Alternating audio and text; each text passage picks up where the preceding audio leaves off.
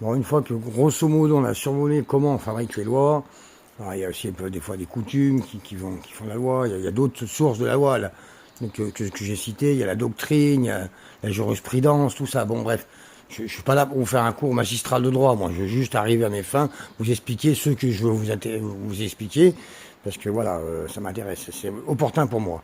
Mais en même temps, ça peut servir à tout le monde, et je vous conseille, si vous ne savez pas quoi faire et que vous avez le bac, allez à la fac de droit, parce que bah, déjà, vous ne perdrez pas votre temps, vous apprendrez des choses, et surtout aussi que si vous aimez le sexe, vous êtes majeur, et ben là-bas, il y a ce qu'il faut, c'est pire que le Cap d'Agde, mais c'est caché. Voilà, pour faire court. Donc bon, la second chapitre dans le Code civil, parce qu'on va quand même suivre un plan qui est le plan du Code civil français. Donc, à titre info, c'est quand même Napoléon qui avait créé le Code civil français. Voilà, parce que bon, à l'époque, c'est même lui qui a fait comment on appelle ça là. À l'époque, il y avait le Nouvel An. Le Nouvel An, c'était pas le même endroit partout, pareil. Voilà, il a même demandé à certains, les juifs, ils étaient là, vous comptez respecter la loi française ou pas?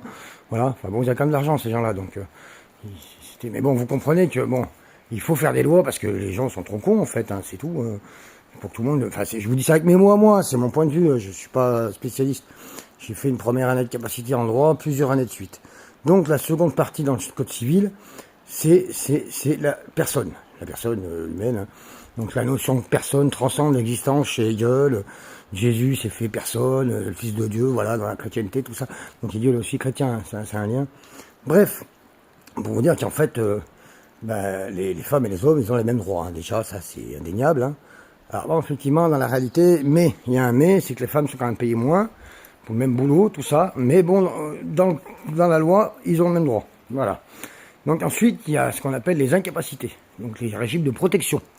Donc vous avez les enfants c'est normal qu'on les protège parce qu'ils n'ont pas la capacité juridique. Et il y a aussi les incapables majeurs, c'est les gens qui ont été frappés d'incapacité. Alors je vous explique grosso modo le concept, c'est imaginer un chef d'entreprise qui tombe dans le coma, et que l'entreprise tourne, qu'elle fonctionne très bien, il faut quand même payer les ouvriers. Donc on va le frapper d'incapacité, juridiquement, il y a un juge qui va dire, moi, monsieur, il est en coma, et donc du coup, il y a quelqu'un qui va gérer à sa place son argent. Et la société dans laquelle il y a les gens qui travaillent, on ne peut pas les mettre au chômage, tout ça, vous voyez. Ça, c'est un peu le concept de base. Voilà. Donc moi, personnellement, je suis capable, juridiquement, parlant. Voilà. Et les enfants, vous êtes en incapacité, vous êtes ce qu'on appelle des incapables mineurs. Donc vous n'avez pas le droit de faire un chèque, vous n'avez pas le droit, enfin bon, c'est pour vous protéger, hein. C'est des mesures de protection. Voilà, voilà. Donc comment vous dire après, il n'y a pas que ça qui intervient.